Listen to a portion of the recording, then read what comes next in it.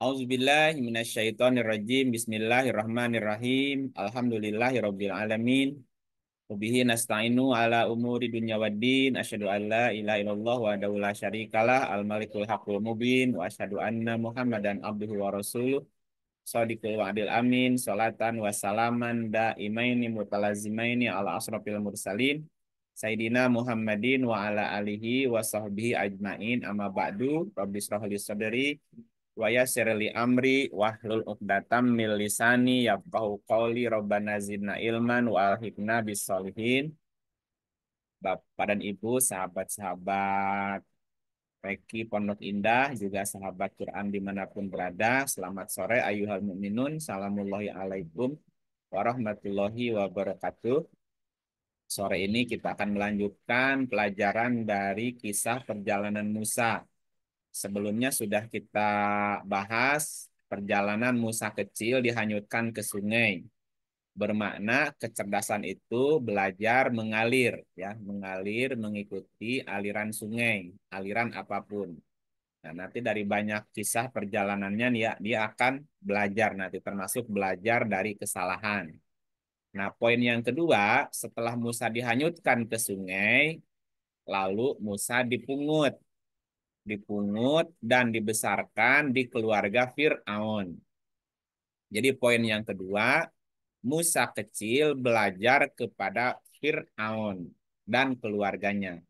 Musa kecil belajar kepada keluarga Fir'aun, ya. Karena setelah dihanyutkan, nah kemudian dia dibesarkan di keluarga Fir'aun.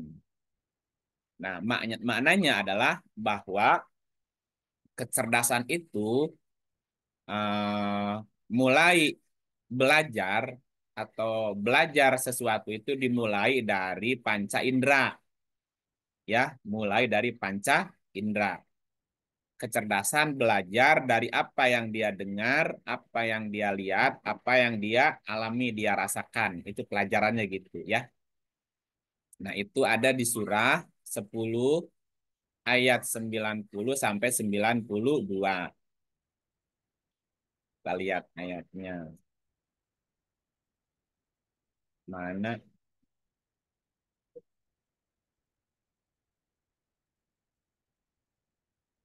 Surat 10.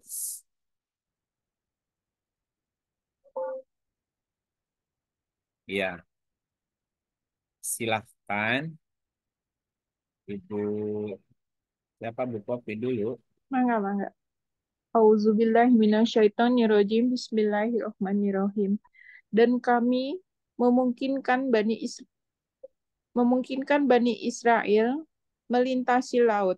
Lalu mereka diikuti oleh Fir'aun dan bala tentaranya karena hendak menganiaya dan menindas atau mereka hingga bila Fir'aun itu telah hampir tenggelam, berkatalah dia, saya percaya bahwa tidak ada Tuhan melainkan Tuhan yang dipercaya oleh Bani Israel.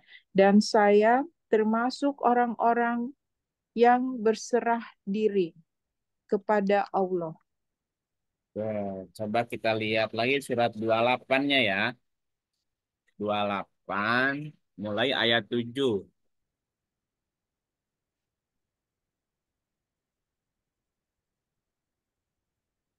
Dan kami ilhamkan kepada ibu Musa, susuilah dia, dan apabila kamu khawatir terhadapnya, maka jatuhkanlah dia ke sungai Nil.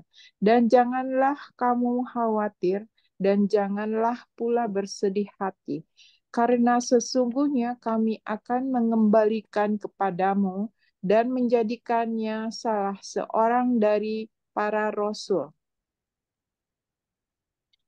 Oh, ini cerita awalnya, ya. Dan kami ilhamkan kepada ibu Musa, susuilah dia, apabila kamu khawatir terhadapnya, jatuhkanlah dia ke sungai. Dan jangan kamu khawatir, dan jangan kamu pula bersedih hati, karena sesungguhnya kami akan mengembalikannya kepadamu dan menjadikannya salah seorang dari para rasul. Lanjut Bu, ini sampai 13 ya. Maka dipungutlah ia oleh keluarga Fir'aun yang akibatnya dia menjadi musuh dan kesedihan bagi mereka. Sesungguhnya Fir'aun dan Haman beserta tentaranya adalah orang-orang yang bersalah. Lanjut.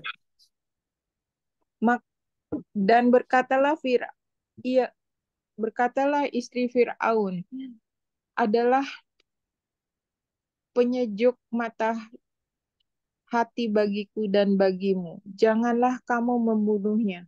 Mudah-mudahan ia bermanfaat kepada kita, atau kita ambil ia menjadi anak, sedang mereka tiada menyadari. Ya, berarti Musa dipungut oleh Oleh keluarga Firaun. warga Firaun ya. Oke, Ya. terus. Dan menjadi kosonglah hati ibu Musa. Sesungguhnya hampir saja ia menyatakan rahasia tentang Musa. Seandainya tidak kami tangguhkan hatinya, supaya ia termasuk orang-orang yang percaya kepada janji Allah. Oke, Ibu Musa jadi kosong tuh Musanya pergi. Terus, Dan berkatalah ibu Musa kepada saudara Musa yang perempuan, ikutilah dia, maka kasihanilah kasihanilah olehnya Musa dari jauh, sedang mereka tidak mengetahuinya. Oh, maaf, maka kelihatanlah oleh Musa dari jauh, sedang mereka tidak mengetahuinya. Dan kami cegah Musa dan kami cegah Musa dari menyusu kepada perempuan-perempuan yang mau menyusuinya. Sebelum itu, maka berkatalah saudara Musa, maukah kamu aku tunjukkan kepadamu ahli bait yang akan memeliharanya untukmu dan mereka dapat berlaku baik kepadanya. oke, terus 13. Maka kami kembalikan Musa kepada ibunya supaya senang hatinya dan Oke, tidak berduka cita, dan supaya ia mengetahui bahwa janji Allah itu adalah benar. Tetapi kebanyakan manusia tidak mengetahuinya. ini pointernya ada di ayat 9. Dan berkatalah istri Fir'aun, ia adalah penyejuk mata hati bagiku dan bagimu. Janganlah kamu membunuhnya. Mudah-mudahan ia bermanfaat kepada kita atau kita mengambil ia menjadi anak. Nah, jadi Musa diangkat jadi anak. Anak Apa pelajarannya? Bahwa kecerdasan itu mulai belajar dengan cara mendengar, melihat, memperhatikan, atau kecerdasan belajar melalui panca indera. Karena Fir'aun itu mewakili badan, mewakili panca indera. Jadi kita bisa belajar dari apa yang didengar. Dan memang pada kenyataannya anak itu, anak kecil ya, itu belajar dari apa yang dia dengar, apa yang dia lihat, apa yang dia rasakan. Ya, begitu pembelajarannya. Makanya dikasih gambar, dikasih warna, dikasih benda, kasih suara. Ya, karena kecerdasan mulai belajar dengan panca indera. Istilahnya Musa kecil belajar kepada keluarga Fir'aun atau dibesarkan oleh Fir'aun dan keluarganya. Dan ini menunjukkan bahwa memang kecerdasan manusia diawali dengan PPH dulu.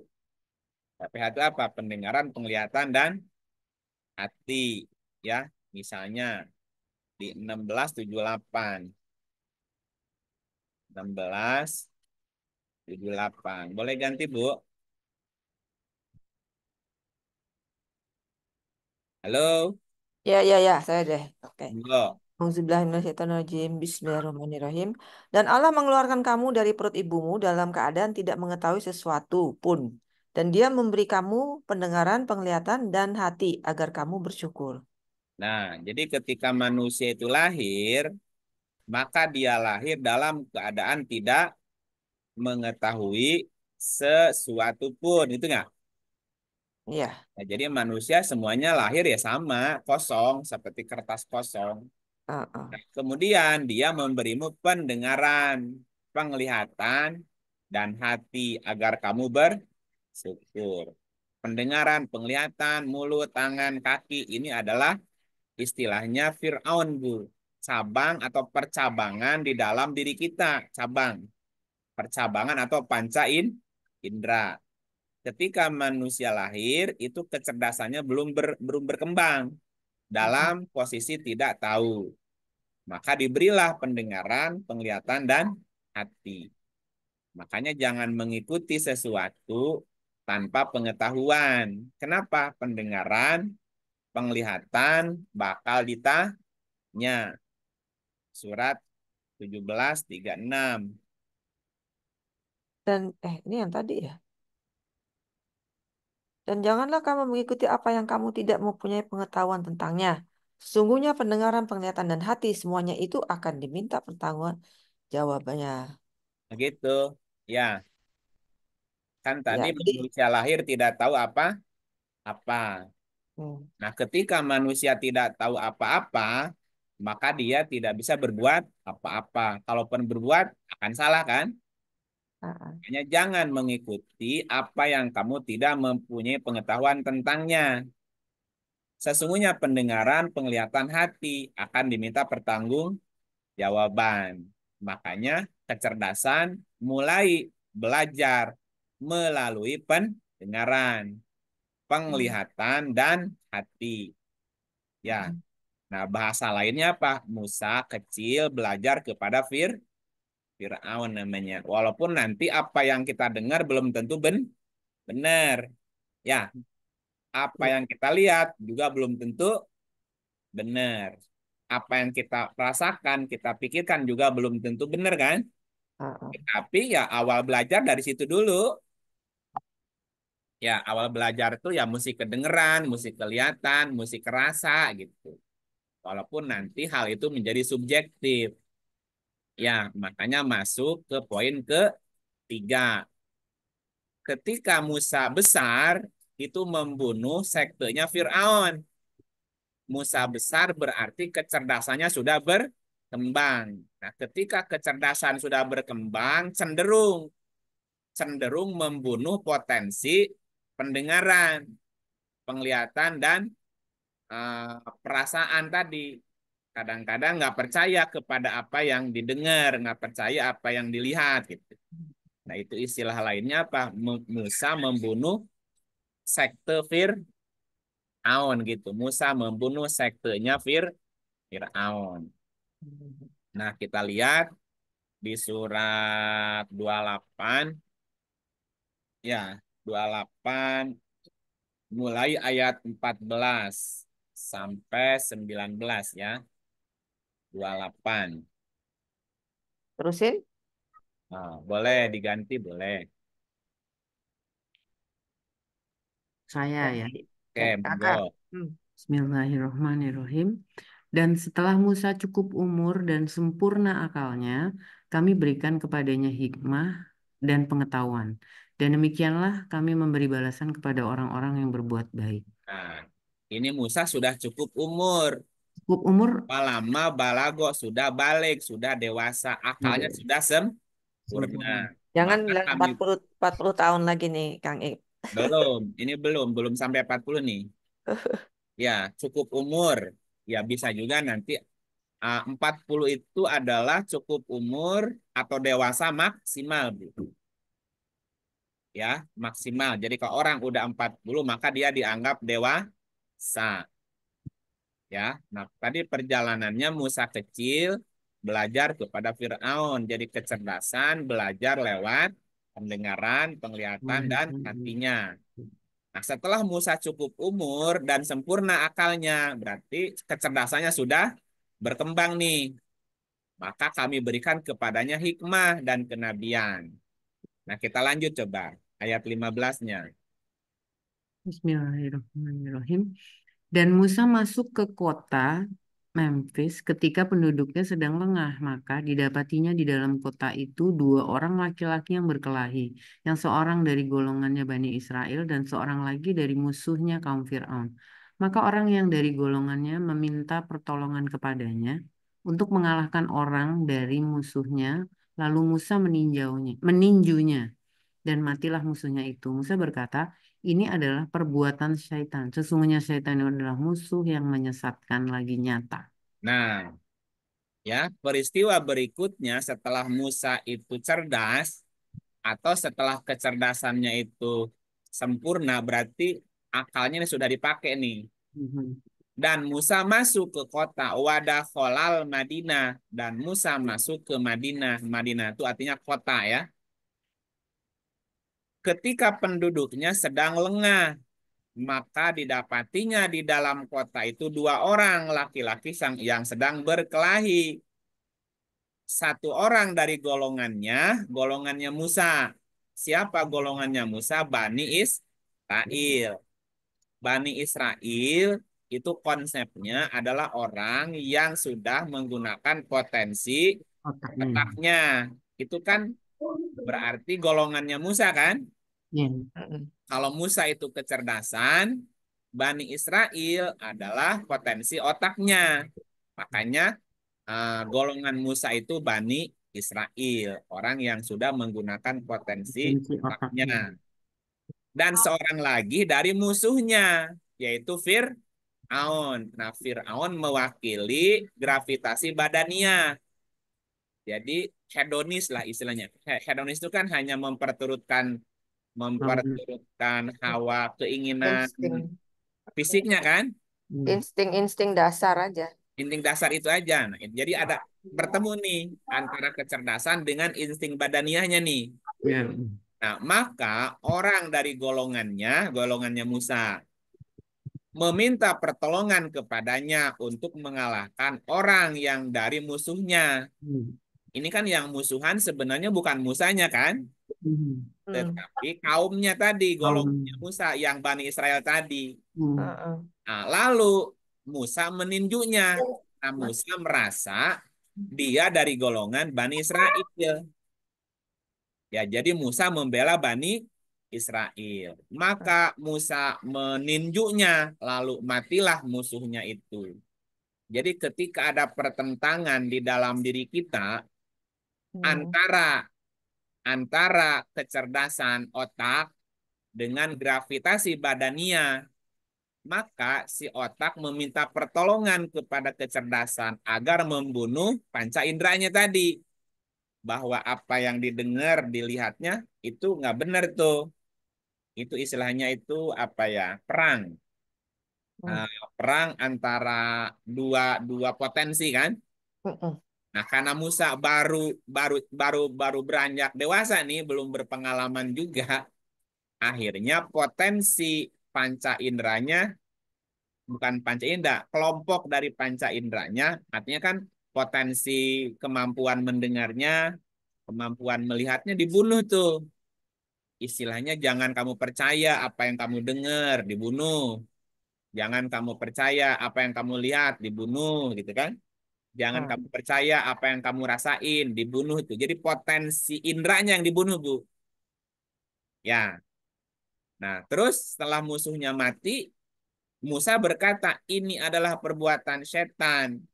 Sesungguhnya setan itu adalah musuh yang menyesatkan lagi nyata. Jadi Musa juga menyesal telah membunuh potensi panca inderanya. Ya. Nah, Ya. kita lihat ayat berikut. Kang Ip, itu dibilang penduduk sedang lengah tuh maksudnya malam kali ya, lagi tidur gitu. Iya, Lengah. ini kalau kita lihat konsep ya.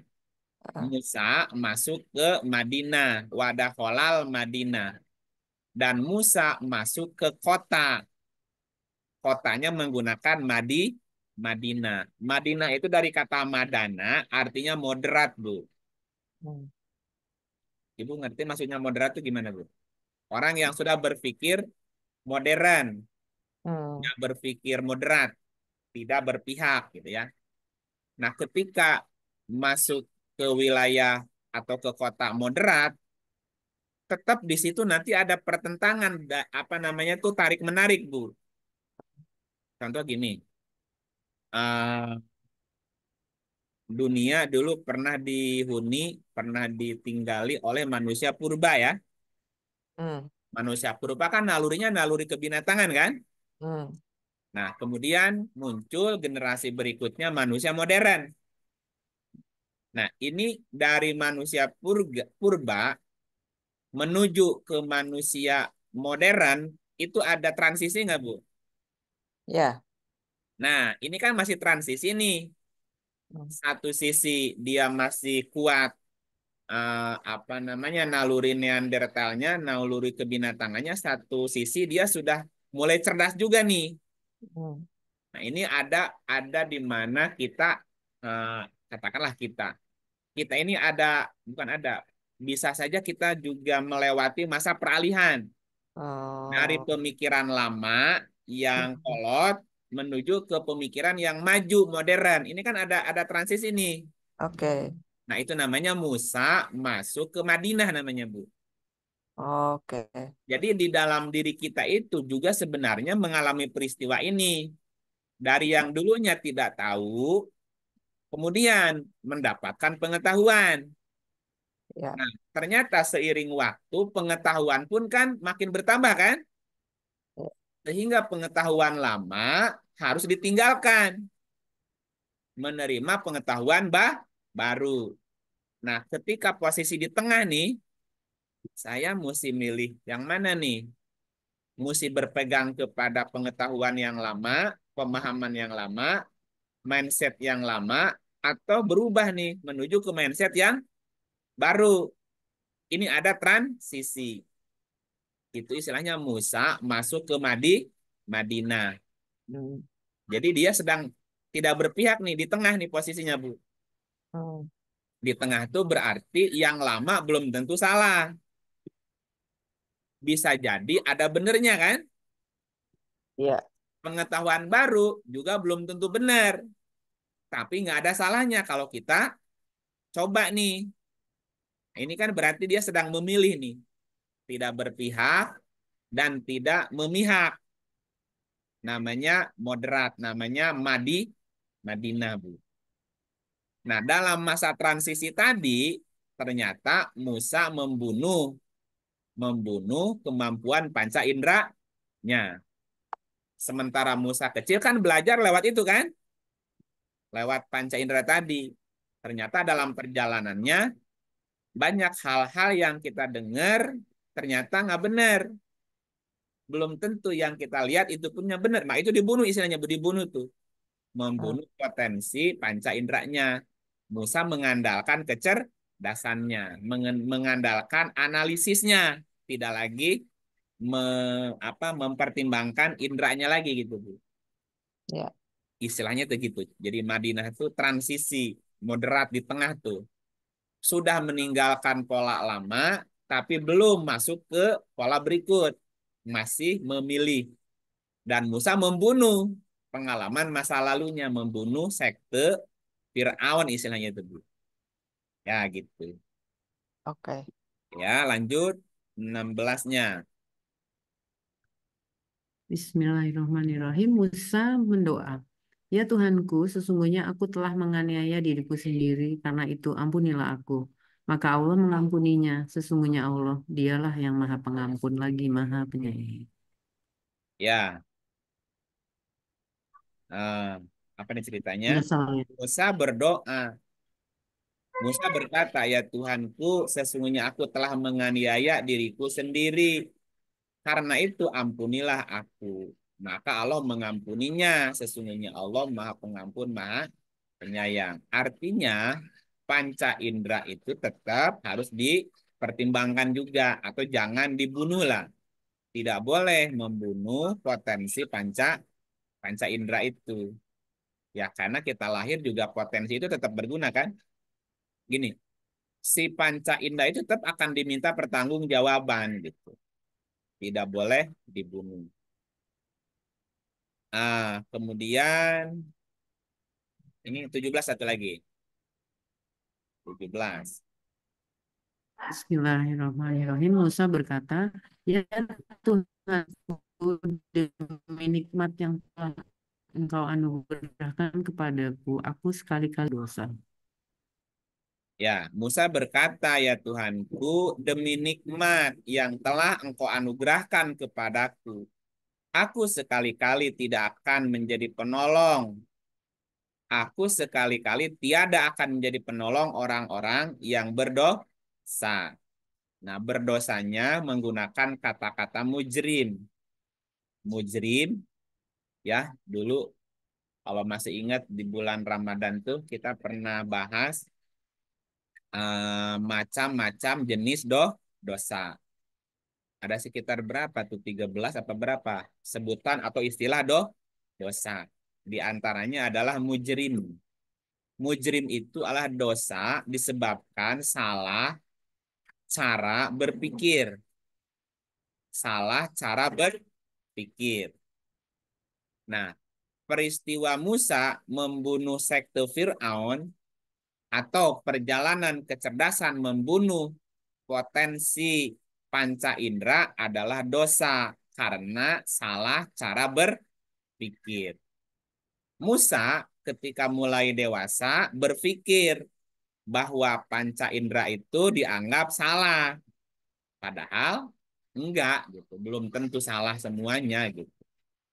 Makanya dibilangin di sini, aku sekali-kali tidak akan menjadi penolong orang yang mujrimin, orang yang berbuat dosa. Nah, kemampuan atau otak itu juga kadang-kadang menyepelekan apa yang didengar, apa yang dilihat.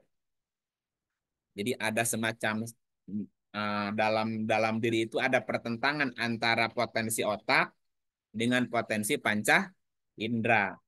Padahal apa yang didengar, dilihat, dirasa itu kan masuk ke otak kan? Diolah oleh otak. Nih, ada masa di mana otak kita tidak mau menerima informasi dari apa yang dilihat, dari apa yang didengar, apa yang dirasa. Itu kan peralihan namanya. Nah, salah cara berpikir itu namanya mujrim. Contohnya gini. Ada orang yang tanda petik tega melakukan bom bunuh diri. Ya, halo? Halo? Siap, Kang. Ini pada Ya, kemana? Kang, siap. Ya, Kang. Araya, Araya, itu Araya. Siap. Kan. Oh, Ya. Araya. Kirain saya ngomong sendiri. Kasima mendengarnya. Ya, ada orang melakukan perbuatan bom bunuh diri. Kita berpikir dan bertanya kan, kok bisa ya dia melakukan itu kan? Nah, terus pertanyaannya, apa yang membuat dia rela melakukan perilaku tersebut? Nah, ada anggapan atau dia beranggapan bahwa melakukan perbuatan itu adalah perbuatan baik. Namanya jihad, fisabilillah. Kalaupun mati masuk surga, disambut 70 bidadari. Apa yang salah? Halo? Pemahamannya. Pemahamannya kan. Kan pola pikirnya yang keliru. Perbuatan dosa, perilaku merugikan orang lain, tapi di dalam pikiran dia ini adalah jihad. Iya. Nah, itu kan berarti ada yang kusut nih. Pola pola pikirnya ada yang kusut. Iya. Kok bisa ya perbuatan membunuh orang, merugikan orang, membuat kerusakan, tapi di pikiran dia ini jihad. Ini gimana ceritanya gitu. Nah, itu namanya mujrim. Orang-orang yang berdosa karena salah cara berpikir. Berarti ada metode kan Bu ya, ada metode, ada cara bagaimana menanamkan pola pikir itu kan, sehingga orang beranggapan melakukan itu adalah jihad gitu. Nah, pola ini namanya pola dalam menyusun, membentuk karakter orang mau melakukan hal tersebut, hal yang merugikan orang, membunuh orang, terus dia menganggap itu baik, itu kan berarti ada potensi yang dibunuh namanya. Seperti potensi diri untuk bertanya, apa benar ya membunuh membunuh kok jihad ya? Nah, itu dibunuh sama dia. Jangan nanya gitu, jangan nanya. Pokoknya lakukan saja. Nah, akhirnya orang yang tidak diberi kesempatan berpikir, ya udah, iya aja gitu. Nah, seperti peristiwa Musa tadi. Ya, waktu Musa ninju tadi itu kan nggak mikir dulu, jedot aja ego gitu. Nah, tapi Musa menyesal kan kenapa saya membunuh, itu kan perbuatan dosa ya gitu. Musa insaf lah gitu. Ya, nah ini berarti poin 3 ya. Poin 3. Poin 1, Musa kecil dikintirkan ke sungai. Kecerdasan belajar mengalir. Nah, ketika Musa dewasa, apa yang kedua? Yang kedua, Musa kecil mulai belajar kepada Fir'aun, diangkat anak. Berarti kecerdasan mulai belajar melalui Indra. indranya. Nah, ketika Musa dewasa, kecerdasan mulai mulai dewasa nih. Musa membunuh sekte Fir'aun. Berarti kecerdasan cenderung membunuh potensi pendengaran, potensi penglihatan, dan pemahaman perasaan tadi. Ternyata membunuh potensi itu adalah dosa. Dosanya dosa mujrim namanya. Mujrim itu tadi dosa karena salah cara berpikir. Ya. Nah, cerita berikutnya, kelompoknya Fir'aun ya tidak terima kalau sektenya dibunuh. Akhirnya ada dorongan dari dalam diri untuk balas dendam. Dendam. Ini kecerdasan mesti dibunuh lagi nih sama si Indra tadi. Ya, coba lihat ayat berikut. 28, 18. Ganti kan? Ganti Bu, nunjuk Bu. Bu Leni. Bu Leni, monggo. Makasih. Siap. Bismillahirrahmanirrahim. Auzubillahi Bismillahirrahmanirrahim. Karena itu, jadilah Musa di kota itu merasa takut menunggu-nunggu dengan khawatir akibat perbuatannya. Maka tiba-tiba orang yang meminta pertolongan kemarin berteriak meminta pertolongan kepadanya. Musa berkata kepadanya, "Sesungguhnya kamu benar-benar orang sesat yang nyata kesesatannya." Ya, jadi Musa sendiri setelah mengalami peristiwa pembunuhan tadi gelisah kan? Walaupun Ya, dia sudah bertaubat tapi tetap merasa bersalah. salah. Karena itu jadilah Musa di kota itu merasa takut, khaifan, menunggu-nunggu dengan khawatir akibat perbuatannya tadi. Nah, ini kan kecerdasan yang normal. Ketika orang itu berbuat salah, normalnya dia kan nggak nyaman kan? Ya. Menunggu akibat perbuatannya. Tapi yang nggak normal gimana? Dosa-dosa happy way gitu kan. Hmm. Tapi kalau ada orang berbuat salah, terus nggak ada rasa khawatir di dalam dirinya, jangan-jangan ini nggak punya otak nih. Hmm. Ya, karena orang cerdas tuh pasti akan berpikir atau memikirkan akibat dari setiap tindakan dia gitu.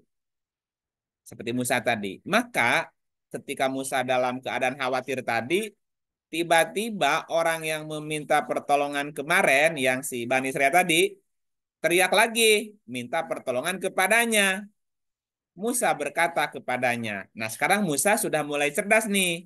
Cerdasnya sudah mulai matang kan?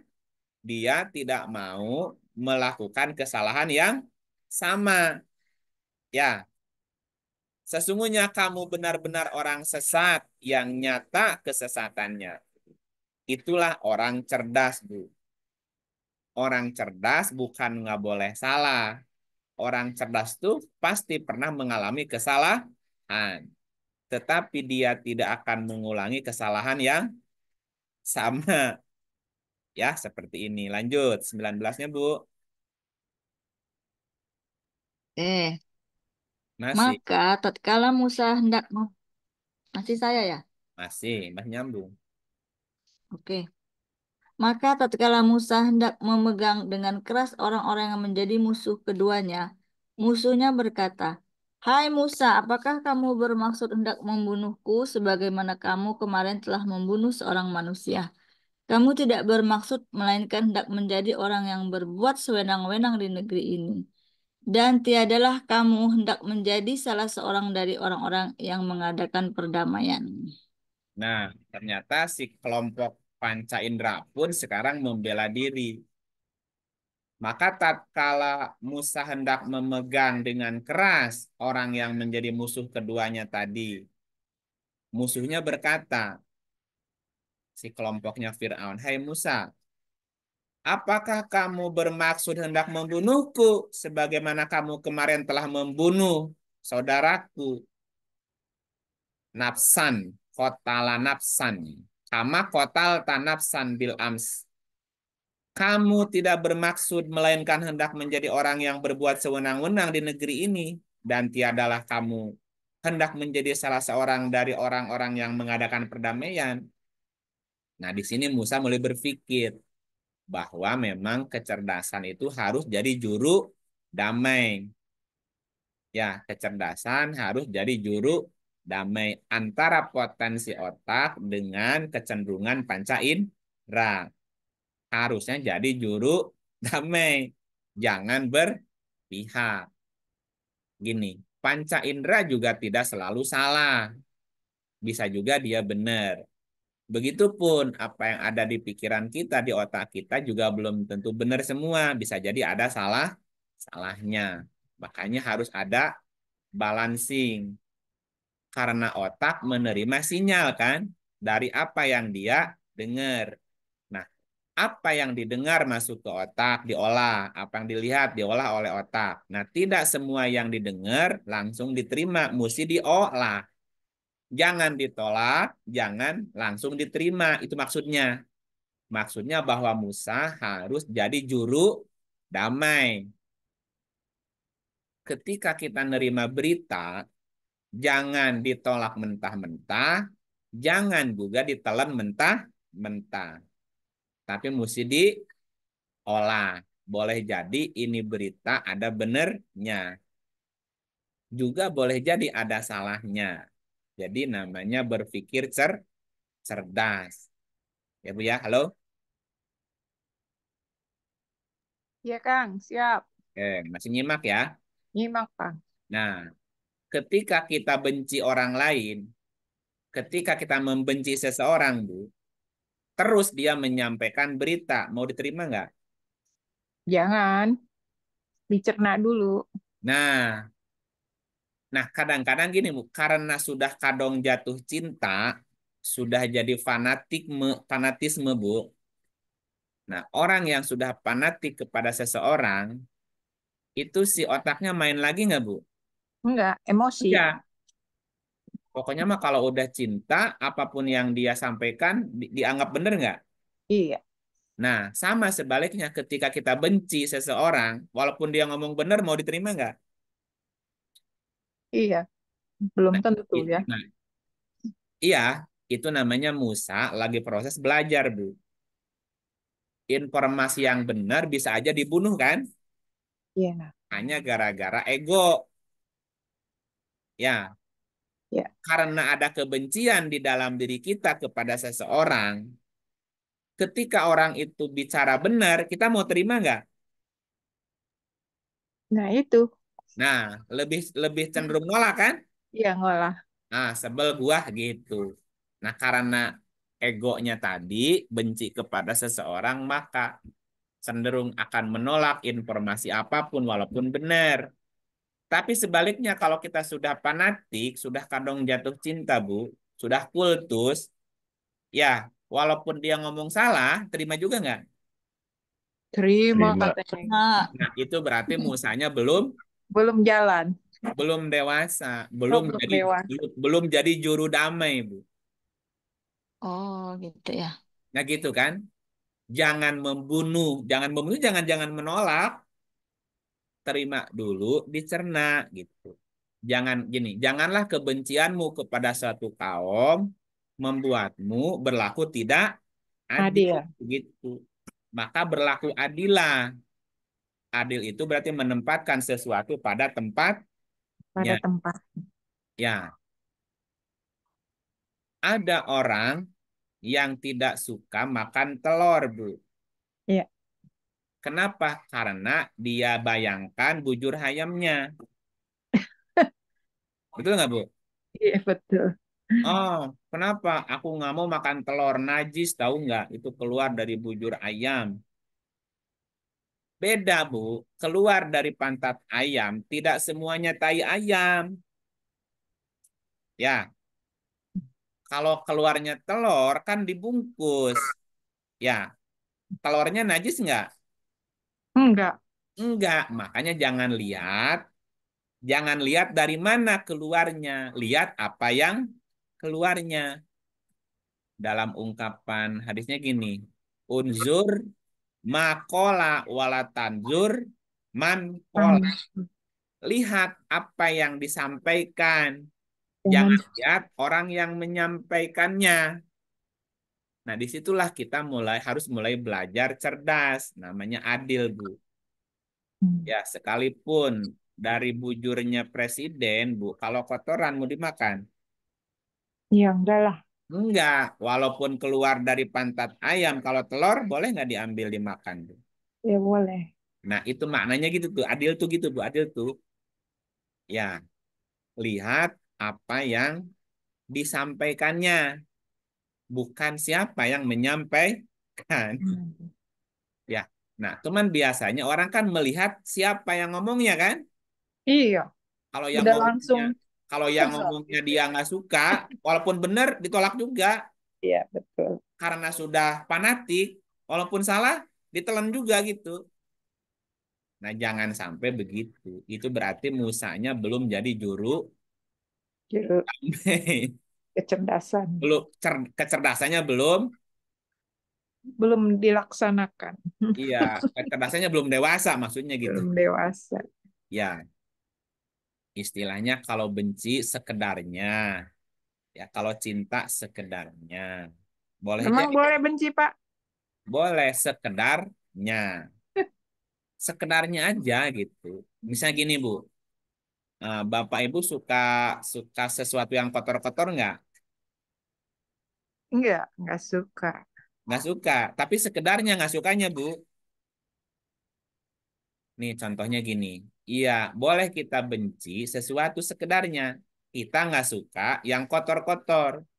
Satu ketika, Bu, di rumah kita, di rumah kita ada tai ayam, Bu. Ayam lewat cerot, modal, Bu. Mau dibersihin nggak? Ya dibersihin lah, Pak. Nggak apa-apa kotor-kotoran. Ya mau diapain lagi daripada Nah, kotor terus? nah itu maksudnya ya kalaupun benci sekedarnya aja. Ketika ada kotoran, ya mau nggak mau masih kotor-kotoran kan? Nah, Dilap, ya sekedarnya. jangan dimasukkan di hati. Itu karena saking nggak mau kotornya, ibu nggak mau bersentuhan dengan yang kotor. Ya atur rumah kita kotor selamanya tuh. Nah, Paham maksudnya ya? paham.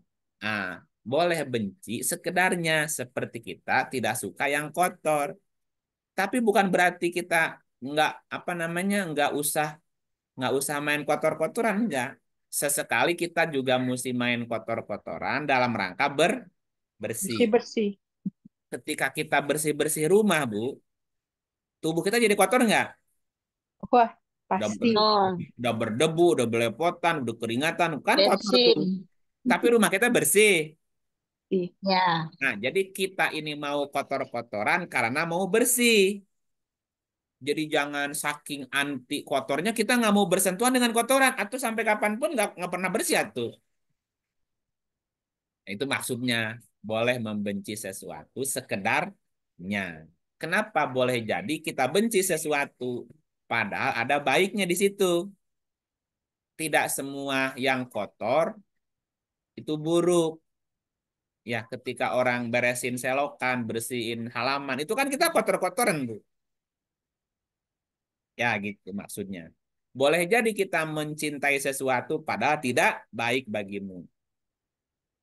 Karena dia cinta kebersihan, maka dia anti tidak tidak mau bersentuhan dengan yang kotor, Bu. Jadi baik nggak kira-kira, Bu?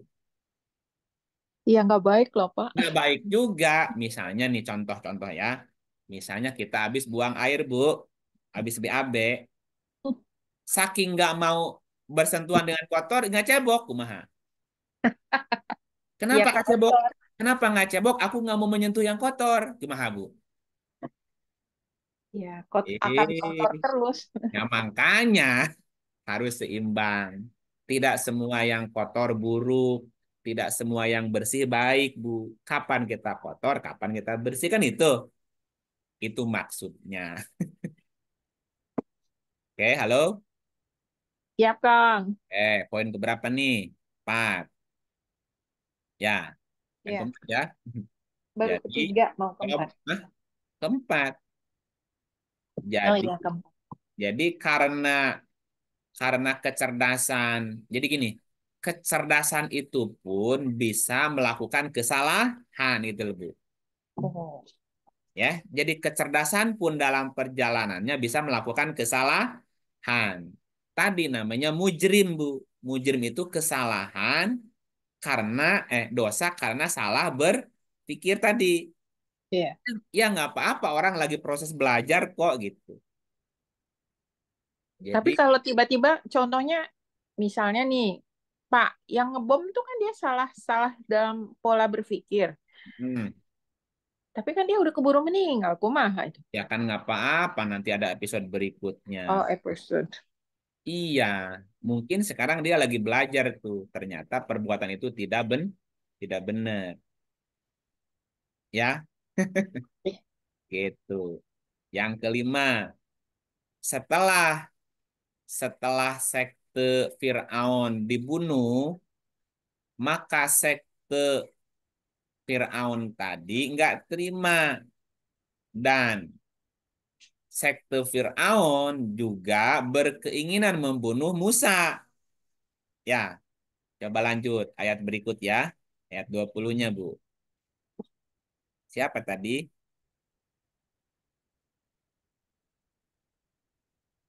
Halo? Glendy tadi. Oh, masih bulan nih. Ya sekarang Pak ini aja deh, Pindah. Pindah tuh udah boleh nih tadi udah. Pak Joko.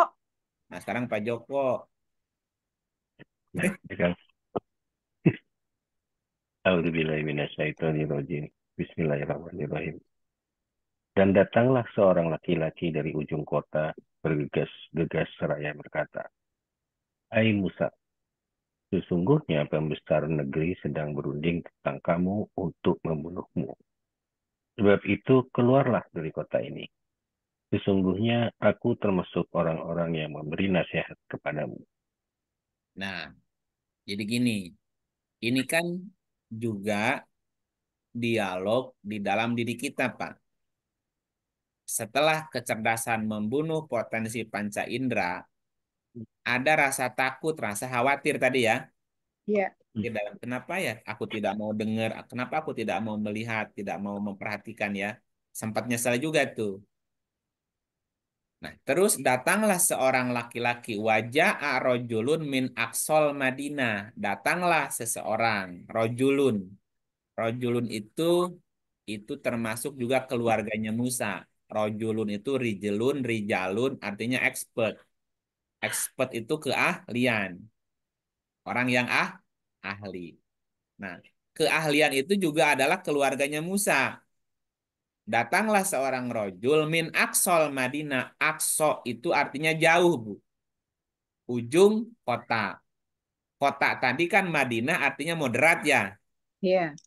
Nah, di ujung pemikiran yang moderat itu masih ada juga seorang ahli tuh. Kan ketika kita berpikir moderat, kan tetap ada ujungnya. Ada ujung tuh dia mesti Ya, memutuskan pilihan kan? Pilihannya berpegang kepada pola pikir lama atau berubah menuju pola pikir yang baru. baru. Nah, di ujung pemikirannya yang moderat tadi ada rojul, ada sebuah serojul, ada sebuah apa namanya? Kayak bukan inspirasi ya. Ya mungkin semacam inspirasi, semacam petunjuk lah. Datanglah seorang rojul dari ujung Madinah. Hai Musa. Jadi ada bisikan di dalam dirinya. Sesungguhnya pembesar negeri sedang berunding tentang kamu untuk membunuhmu. Jadi ada naluri di dalam diri supaya tidak lagi menggunakan kecerdasannya, tapi memperturutkan hawa, keinginan, Hawa nafsu. hawa nafsunya, panca inderanya lagi. Nah, terus kata si Rajul tadi, sebab itu keluarlah, ya, fakhruj, keluarlah dari kota ini, sesungguhnya aku termasuk orang yang memberi nasihat kepadamu. Berarti si kecerdasan disuruh merenung. Merenung, ujlah, nyepi, Pak. Apa namanya? Kontemplasi. Relasi. Nah, gitu. Namanya kamu harus melakukan, harus keluar dari kondisi tadi. Keluar dari Bani Israel, keluar juga dari sektenya Fir'aun, keluar dari kotakmu, dari pemikiranmu tadi.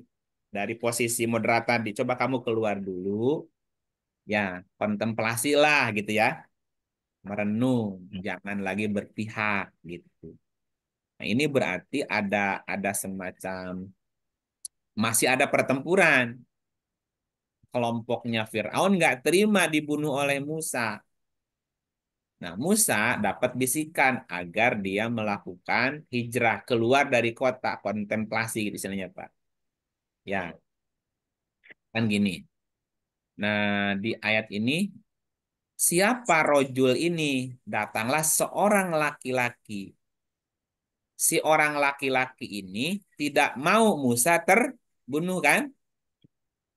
Musa jangan sampai terbunuh. Makanya seorang ini bergegas. Pertanyaannya, Pak, jika si orang laki-laki ini tahu apa yang dibicarakan oleh pembesar Firaun, berarti si laki-laki ini keluarga Firaun bukan? Bukan. Keluarga Fir'aun. Lah, ini kalau bukan dari mana dia tahu? Keluarga Fir'aun. Oh. Artinya keluarga Firaun pun tidak semuanya salah. Tidak semuanya jahat, Bu. Nah, Oh. si laki-laki ini adalah keluarganya Firaun yang beriman gitu, Bu. Hmm. Ya, apa maksudnya ya? Ya, Iya. Ya kan? Si si badan ini nggak sepenuhnya salah juga, si panca indera juga ada benernya itu maksudnya, Bu. Nah, siapa si rojul? Siapa rojul yang memberitahu kepada Musa agar Musa keluar dari kota sehingga terhindar dari pembunuhan? Itu enggak? Iya. Berarti di ya. keluarganya Firaun juga ada yang baiknya. Tidak semua ingin membunuh Musa juga gitu. Nah, disinilah kita harus cerdas, harus cerdik, harus benar-benar jernih melihatnya, Bu. Ya kalau nggak ada si Rojul, Musa mungkin udah dibunuh, Bu. Akhirnya kan gitu. Ya, gitu ceritanya. Eh, coba kita lihat ya ayat yang lain ini kan 28 Sekarang baca 36 20-nya. 36 20. A'udzubillahiminasyaitonirrajim. Bismillahirrahmanirrahim. Dan datanglah dari ujung kota seorang laki-laki dengan bergegas-gegas ia berkata, Hai kaumku, ikutilah utusan-utusan itu. Ini siapa lagi, Pak? Mirip kan ayatnya? Iya, ini rojul Ya, juga. Rojul juga, wajah amin aksol madinati rojulun. Dan datanglah dari ujung kota aksol Madinah tadi seorang rojul. Dengan bergegas, ia berkata, hai kaumku, ikutilah utusan itu. Yang ayat tadi, si rojul datang ngingetin Musa. Supaya Musa ya, keluar dari kota. kota. Agar terhindar dari pembunuhan, kan itu. Nah, di ayat ini ceritanya mirip. Datanglah dari ujung kota seorang rojul bergegas. Yang dia ingetin siapa? Ya kaumi, hai kaumku, ikutilah utusan itu. Yang tadi ngingetin Musa, ya, supaya terhindar dari Pembunuhan pembunuhan Fir'aun. Nah, rojul ini ngingetinnya kepada siapa? kaumnya. Kepada kaumnya. Berarti mengingetin kaumnya dia. Kaumnya Nah, Fir'aun. harus Jadi rojul itu akan selalu ada tuh ya, Pak? Ada. Jadi gini, si rojul ini juru damai, Bu. Iya. Bilang ke Musa, Musa, sekarang kamu kontemplasi dulu lah ya. Nah, ketika Musa kontemplasi, si rojul ini datang juga kepada kaumnya tadi yang mau membunuh. Eh, sebenarnya dia nggak salah. Ya, dia juga berbuat itu karena perjalanannya memang begitu. Ikutilah utusan itu. Karena Musa itu kan utusan. Jadi dia jadi ke sana bicara A, ke sini bicara B. Nah, supaya Musa tidak terbunuh disuruh pergi dulu. Jangan jangan ketemu dulu lah gitu. Tapi kepada kaumnya juga dia berkata, ikutilah utusan itu gitu. Ya, Sekarang Habib An-Najjar itu siapa kan? ini tambahan. Oh, Kenapa ada Kak Habib? Ini mau numpang nih Habib nih, kenapa nih? iya itu. Jangan-jangan Habib yang itu, Kang. Numpang ngaku. Gitu ya nggak apa-apa lah. Kita nggak mau baca itunya. Ya gitu. Jadi di kalangan Fir'aun pun ada yang berimannya. Ya tidak semua zolim. Itu yang ngasih tahu Musa tadi. Coba lihat 40:28 ya. 40:28.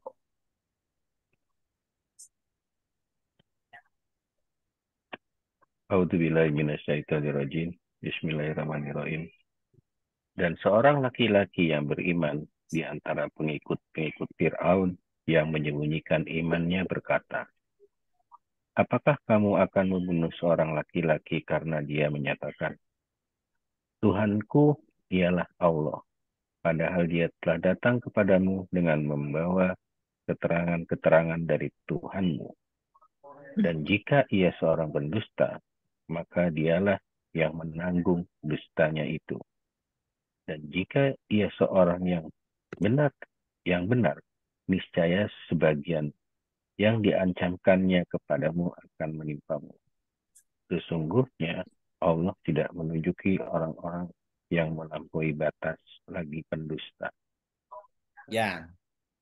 Jadi si orang laki-laki beriman ini siapa? Rojul. Orang rojul Iya. ini pengikutnya. Pengikut Fir'aun tuh nggak semuanya jahat juga. Ya. Dan seorang laki-laki yang beriman di antara pengikut-pengikut Fir'aun.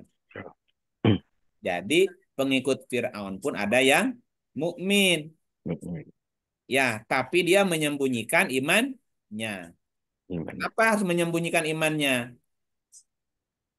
Dibunuh nanti. Ya kalau ketahuan dibunuh juga sama Fir'aun. Kalau dibunuh kan dia tidak punya informasi buat Musa kan?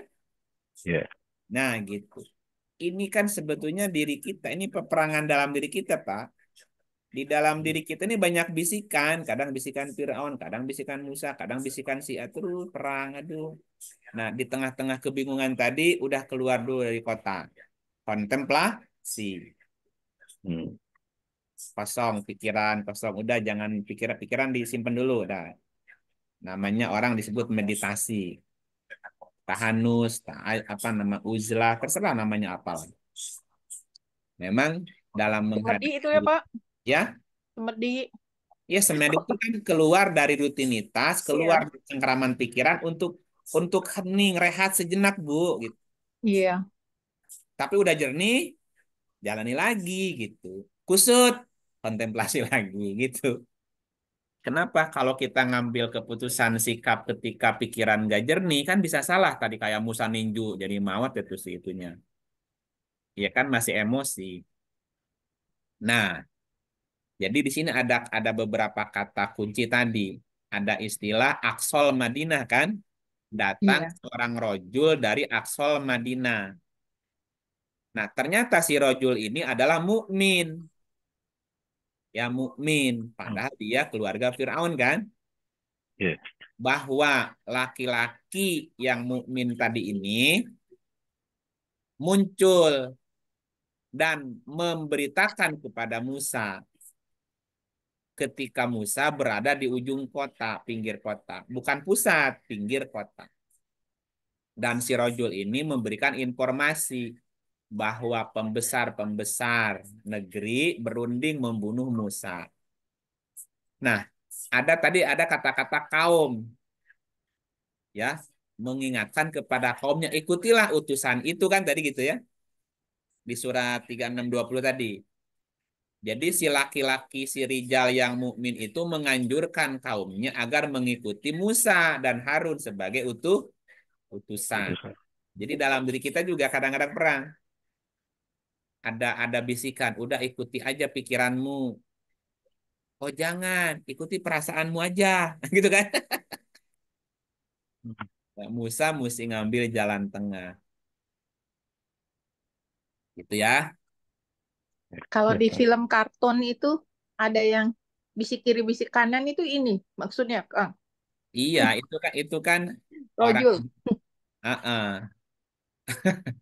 Kalau kita kalau kita mau melebarkan pembahasan begini, kan setiap orang itu punya penjaga, punya Penjaga ya. ya, bukan penjaga sih sebetulnya punya punya pendamping, pengikut, ya. Jadi setiap orang tuh ada pendampingnya, ada pengikutnya.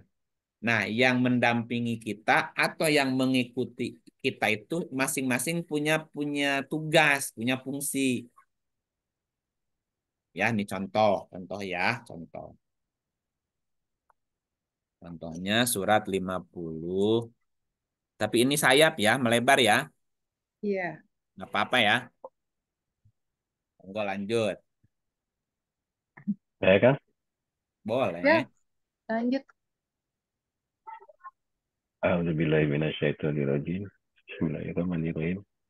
Ketika dua orang malaikat mencatat amal perbuatannya, seorang duduk di sebelah kanan dan yang lain duduk di sebelah kiri. Ini sebenarnya nggak ada konteks malaikatnya sih nggak disebut ya. Kan kalimatnya id yatalaqol mutalakian. Id yatalaqol mutalakian.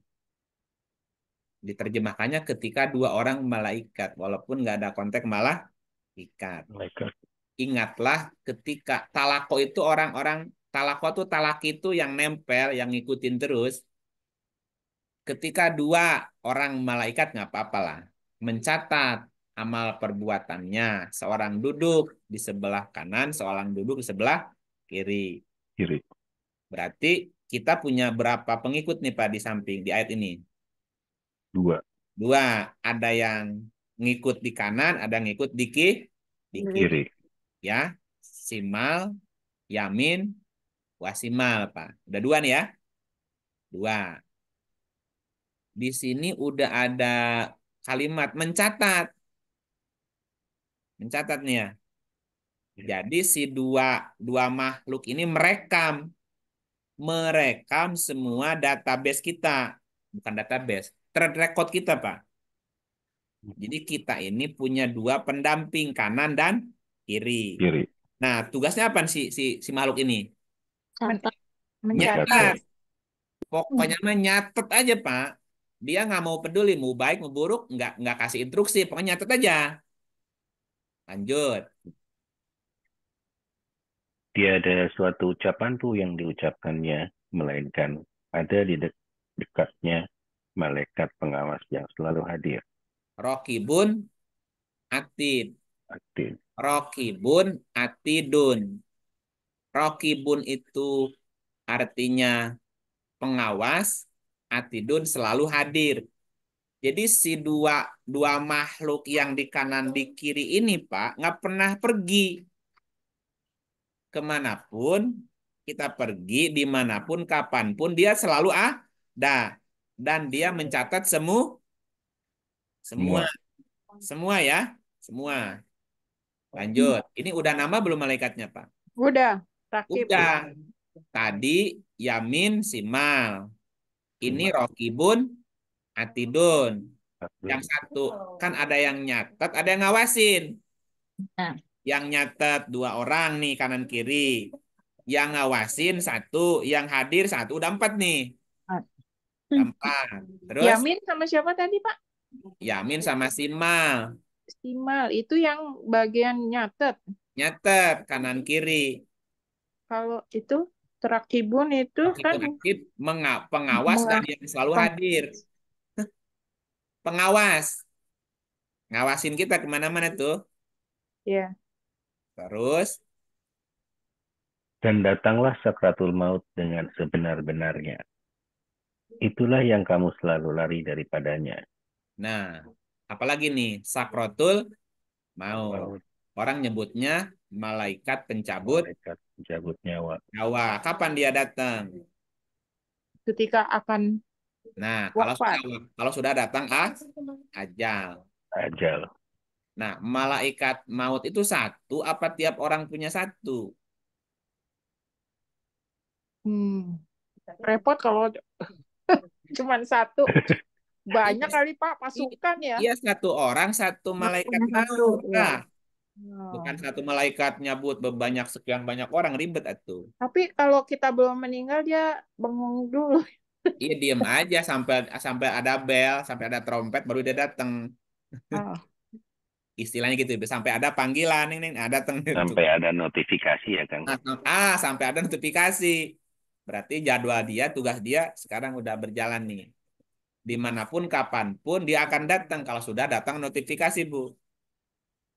Nggak yang peduli, ini nggak malaikat peduli. maut. Iya, nggak peduli dia lagi ngapain tuh orangnya. Kalau sudah notifikasi datang aja nyabut gitu. Udah berapa nih? 5. 5. 5. Lanjut. Kan malaikat itu kan molekul yang ada di dalam tubuh kita, termasuk malaikat maut, dia nempel Iya, di kita. semuanya kan tadi ngikutin kita emang di mana? Makanya berarti kan satu orang satu kan. Satu orang satu. Ya, lanjut. Dan ditiuplah sangkala. Itulah hari terlaksananya ancaman. Nah, yang niup sangkakala sendiri, Pak. Udah 6 ya. 6. 6, lanjut. Dan datanglah tiap-tiap diri bersama dengan dia, seorang malaikat pengiring dan seorang malaikat penyaksi. Jadi berapa nih? Tambah lagi 2. Jadi berapa sekarang? 8. Jadi 7, Pak. Oh, 7. Ini kan 2, saikun wasahid. Oh, 8. Penggiring dan penyaksi. 2 ini. 8. 8 ya? Ya, 8. 8. Terus. Sesungguhnya kamu berada dalam keadaan lalai dari hal ini. Maka kami siapkan daripadamu tutup matamu dan penglihatanmu pada hari itu amat tajam. Oke, lanjutin. Dan yang menyertai dia berkata, inilah catatan amalnya yang tersedia pada sisiku. Apa namanya nih? Korin. Korin. Wakola korinuhu. Dan berkata korinnya. Berarti setiap orang ada apanya? Korin. Ada Korinnya. korinnya. Korin itu tugasnya memberikan catatan. Nyatet. Dan dia nanti ngelaporin catatannya. Ini kata si korin. Inilah catatan amalnya yang tersedia padaku. Atid kan? Halo? Atin. Yamin, Ya, adik Yamin sama siapa tuh Kang? Tapi Yang di sini, tapi di sini atin. Wakola korinu hada maladaya atidun. jadi Atid. dia ngawasin dan nanti ngelaporin juga ya, Kang? Laporin juga. Ya, jadi setidaknya ada 9 malaikat, Pak, yang ngikutin kita. Nah, salah satu dari 9 itu ada namanya Korin. Korin. Korin itu kemanapun kita pergi dia ngikut. Ngapain ngikut? Nyatet. Jadi si Korin ini tahu track record kita, Pak. Apapun yang kita Ya, lakukan, ucapan apapun yang kita ucapkan, dia ada catatannya tuh si Korin. Nah, dia hanya mencatat dan melaporkan. melaporkan. Ya, nah satu, jadi ada Korin dari kelompok malaikat. Nyatet, ngelaporin. Tapi juga ada Korin yang jahil, Pak. Dari kelompoknya jin. Ya, nah Korin dari kelompoknya jin ini yang bisa disuap. Hmm. Hmm. Ya, disuap untuk membocorkan rahasia seseorang. Nah, itu yang kemudian digunakan, dimanfaatkan oleh, maaf, misalnya seperti dukun, Pak. Oh, yang disebut kodam Oh, itu, Pak. Korin, Oh, bukan. Yang kalau kodam lain lagi ya? beda. Korin, Kodam itu pembela kebenaran, Bu, kalau di komik. kalau kodam artinya pembantu. Oh, Kalau korin menyertai seperti seperti pembantu presiden atau jubir kan kemanapun Aspri kali ya, Pak. ya. Aspri. Heeh. Pribadi itu mah host itunya pribadi. Tapi ada khodam pelayan artinya pelayan dia, pelayannya yang melayani. Nah, khodam itu bisa dipanggil, bisa dibeli, bisa dibayar. Bisa kan dia membantu posisinya, Bu. Ada juga khodam yang datang dengan sukarela. Dalam bahasa lainnya ada yang disebut dengan higher being, higher being, Bu. Hair being. Higher being. Itu kodam ya, Pak?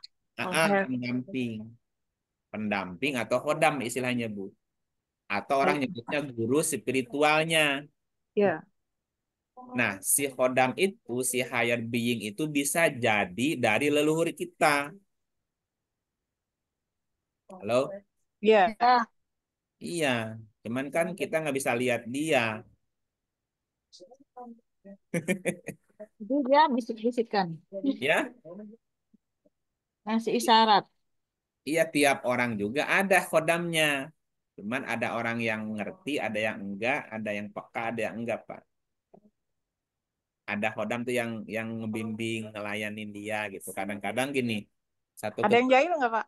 nggak ada, Oh. walaupun bisa jadi jahil. Oh, Oh, kodam berarti itu kodam baiknya. itu pemahamannya baik ya, Kang ya? Iya, tapi juga dia bisa bisa iseng, Hmm. Hmm. bisa iseng. Eh, Sama lah gini, misalnya Bu, Ibu dokter, Bapak dokter, anaknya dipaksa jadi dokter, gimana baiknya? Enggak. Ya nggak baik juga. Nah, kadang-kadang si Hodam itu suka ada keinginan untuk melampiaskan keinginan dia ditembelkan ke anak apa ditembelkan tuh ya Dibebankan. dibebankan gitu. Jadi ada leluhur yang membebankan PR dia ke anaknya. Kan anaknya kasihan juga kalau dia bukan tidak apa namanya keberatan kan nggak bisa. Misalnya gini, ibu punya bapak ibu punya apa namanya punya beban, punya tugas kan. Kan harusnya kan nanya dulu ke anaknya, nah aku punya tugas ini, mau nggak kamu nerusin kan gitu ya. Iya. Ya, Nah kalau enggak jangan dipaksa. Nah kadang-kadang si leluhur itu nggak nanya dulu. ya. Main nyuruh aja gitu ya. Hah? Main nyuruh aja. Main nyuruh aja, bukan main nyuruh lagi, main masuk aja. Ah. Anaknya kasihan terbebani nanti. Kan ada istilah apa namanya titisan, nitis, Nitis. nitis. Kalau nitis itu jadi berarti kodam itu ya Pak? Iya, Itu diperkenankan apa memang gimana ya? ya sama lah kita. Misalnya ada orang meninggal, tugasnya belum selesai. Nah, dia bebankan tugasnya kepada Jadi sebetulnya dia kodam tuh leluhur yang gentayangan. leluhur yang membimbing kita, membimbing, nolong. Kalau kita lagi pepet, dia bisa nolong kita, Bu. Ya. Gitu. Tapi ada juga korin, istilahnya. Korin itu artinya yang menyertai. Makanya dia punya catatan, track record kita kan dia tahu, Bu. Ya. Nah, Iya. sebetulnya banyak sih makhluk-makhluk gaib yang selalu mengikuti kita yang kita nggak sadar gitu. Nanti ditajamkan semuanya kelihatan gitu. Di belakang Bu Popi siapa itu? Ada. Ada, iya, ada leluhurnya juga yang ngikutin. Ada. Seru ya. Galak lagi Pak. Ya, Seru, Galak seru. tapi Karena bager. katanya ada 7 harimau katanya yang ya. menjaga katanya. Tiap Iya, orang beda kan? beda. Wujudnya tiap orang beda-beda, Bu. Oh, oh. Ada yang menampakkan dirinya harimau, ada menampakkan dirinya apa tuh namanya tokoh tertentu, kadang-kadang apa aja sih ngikutin terus sih. Nah itu bukan korin. Kalau korin kan tugasnya nyatet, ngiringin. Ini dari kelompok malaikat. Tapi ada si kodam juga ngikutin leluhur. Jadi jiwa-jiwa leluhur gitu. Nggak usah takut dong orang leluhur ya. Ya nggak usah takut Iya. juga ya. Nggak, dia juga tidak bakal ganggu. Oh, oh. Gitu ya Bu Malah ya. jaga, Oke jagain. kembali ke tema, kembali ke topik ke Musa lagi ya. Ya. Soalnya seruan cerita kodam ya. Iya. Udahlah. Harus ada khususon nih Kang. Ya nanti kan jadi takutnya dianggapnya klinik lagi. Nanti aku nggak Nah, bisa tidur. Ya iya makanya. Mbak Siska mau ngecek kodam. Enggak. Siapa yang ngikutin Bu Siska di belakangnya? Kayaknya ada harimau harimau putih dari Tasik. Harimau putih retas ngikutin gue. Iya, itu nggak apa-apa ngikutin karena tadi memang dia ingin ngawasin anaknya supaya anaknya selamat gitu. Iya. Ya, Anggap aja gitu deh. iya, daripada bayar bodyguard ya Bu ya, Iya. Mm-mm. mahal bayar bodyguard. Nah, yang keenam, agar terhindar dari pembunuhan sektenya Firaun, maka kecerdasan atau Musa harus hijrah ke pemikiran yang beradab gitu. Namanya Madian. Kalau Madinah moderat tapi masih berpihak. Ya, bedanya ya. Madian itu moderatnya sudah tidak berpihak, sudah beradab namanya. Nah, kita lanjut 28, 21. Ya, siapa yang belum? Halo? Saya Kang. Oh, atuh.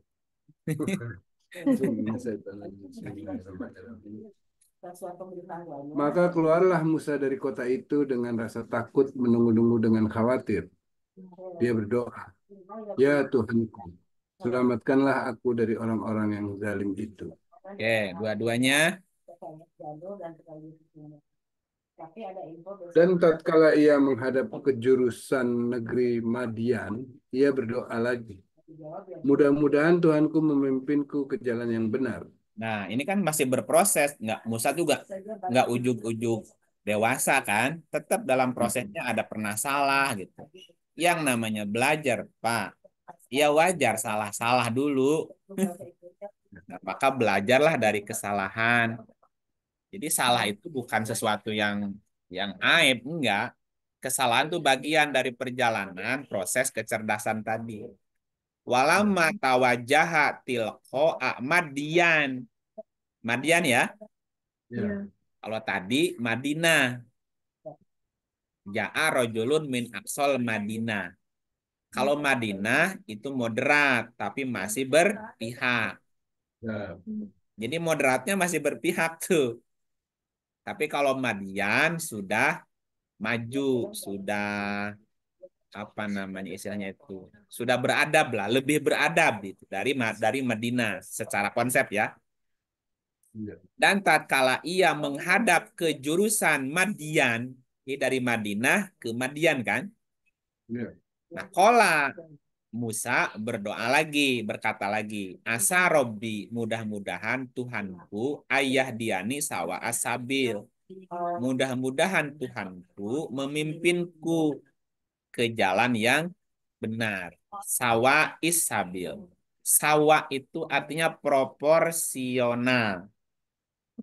Sawa ya, kan ada sirotim mustaqim, jalan lurus.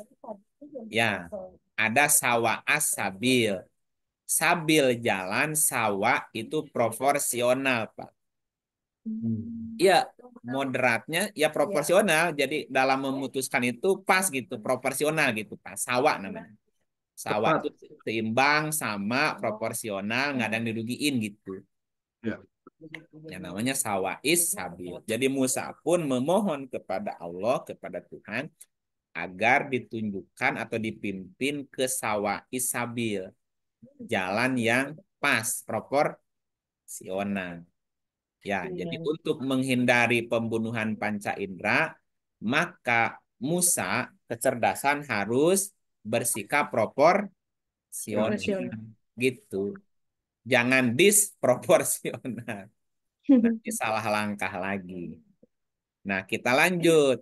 Apa yang dilakukan di Madian oleh Musa supaya tidak lagi melakukan kesalahan yang sama?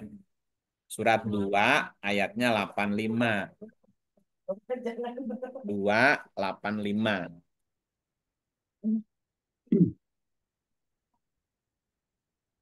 Kemudian kamu membunuh dirimu, saudaramu sebangsa, dan mengusir segolongan daripada kamu dari kampung halamannya. Kamu membantu terhadap mereka dengan membuat dosa dan permusuhan. Tetapi jika mereka datang kepadamu sebagai tawanan, kamu tebus mereka.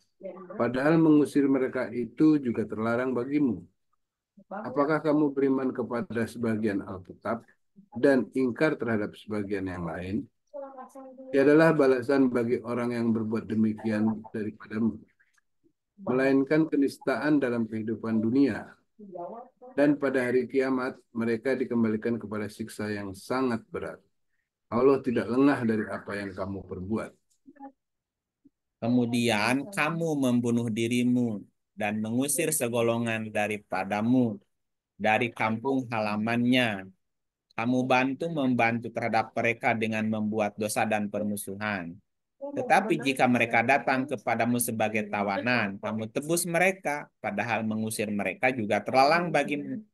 Apakah kamu beriman kepada sebagian Alkitab dan ingkar kepada sebagian lain? Tiadalah balasan bagi orang yang berbuat demikian daripadamu, melainkan kenistaan dalam kehidupan dunia. Dan pada hari kiamat mereka dikembalikan kepada siksa yang berat. Allah tidak lengah terhadap yang demikian itu. Artinya, ini mengandung makna jangan lagi ada pertengkaran. Jangan lagi ada pertempuran di dalam diri. Kenapa manusia diciptakan sudah lengkap perangkatnya, raganya, ruhnya, jiwanya dengan segala pernak-pernik di dalamnya, Pak. Dan itu semuanya merupakan satu kesatuan, satu sistem.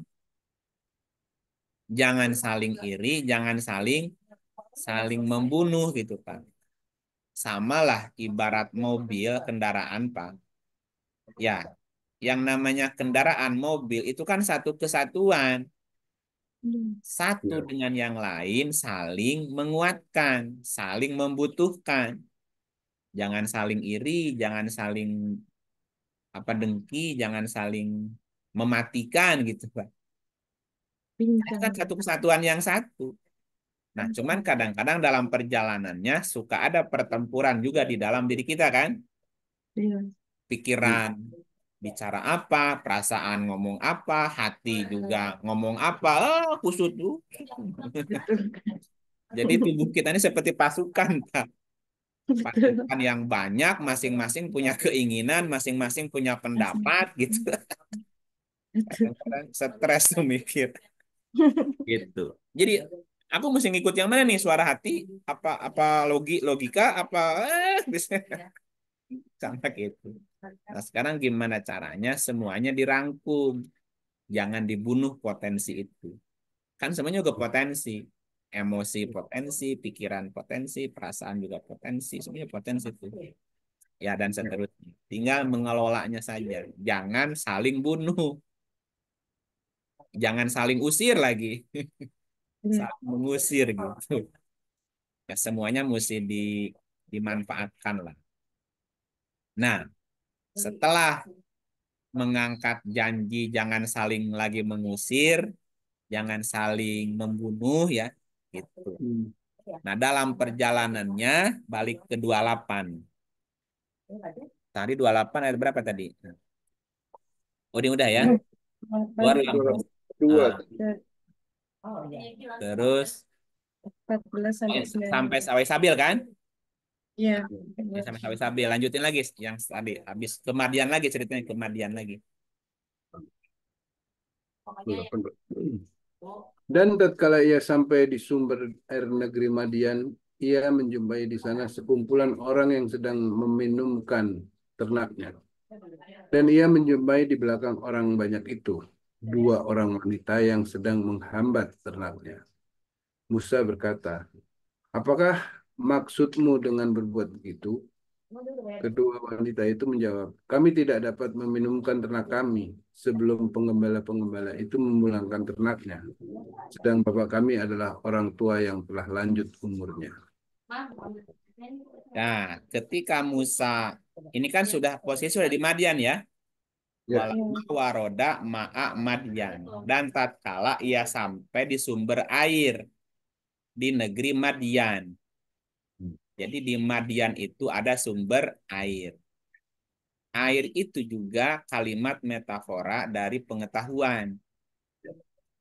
Ketika orang berkata, turun hujan dari langit. Hujan turun dari langit.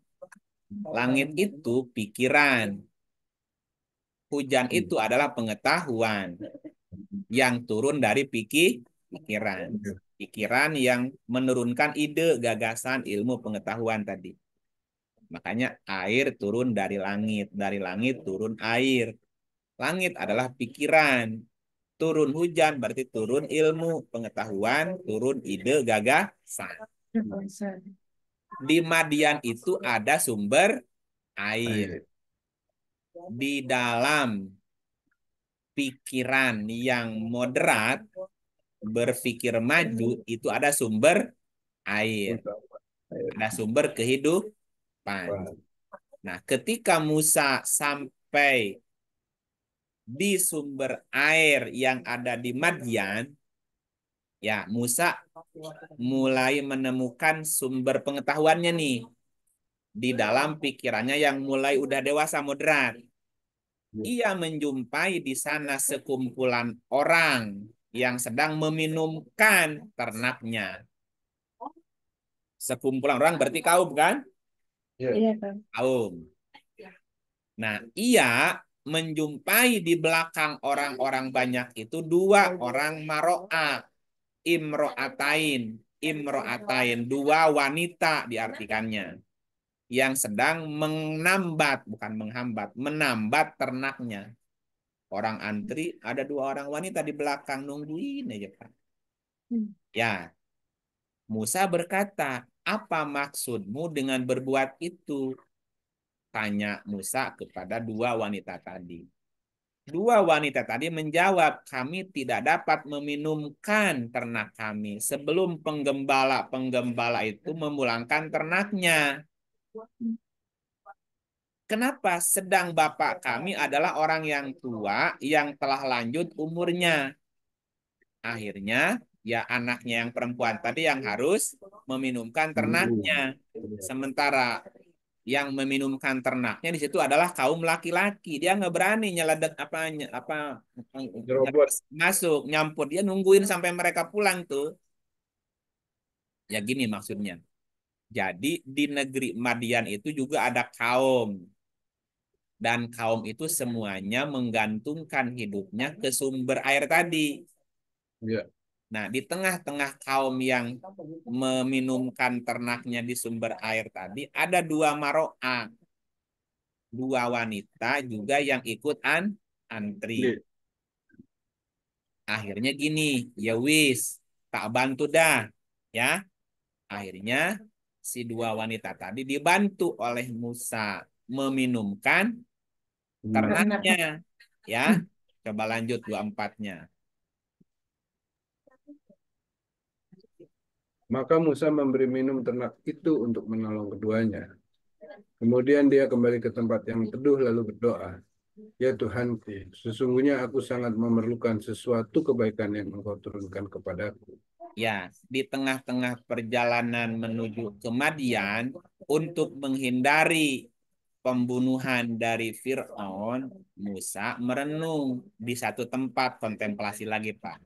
Nah, di tengah-tengah proses kontemplasinya tadi, Musa melihat sebuah peristiwa kan?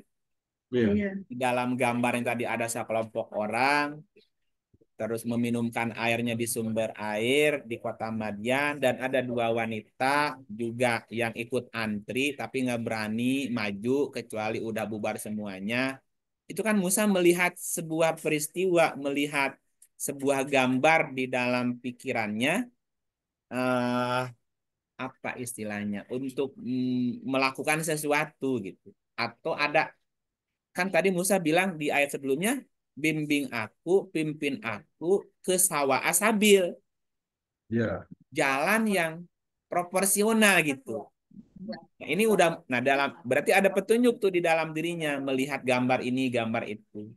Dan Musa kemudian kan membantu si wanita tadi. Maka Musa memberi minum ternak itu untuk menolong keduanya. Nah, setelah nolong, Musa balik lagi kan? Iya. Balik lagi ke tempat yang tadi. Tapi Musa masih doa, ya Tuhanku, sesungguhnya aku sangat memerlukan sesuatu kebaikan yang Engkau turunkan kepadaku. Dia belum bertemu dengan, istilahnya belum ketemu guru yang bisa membimbing dia tuh.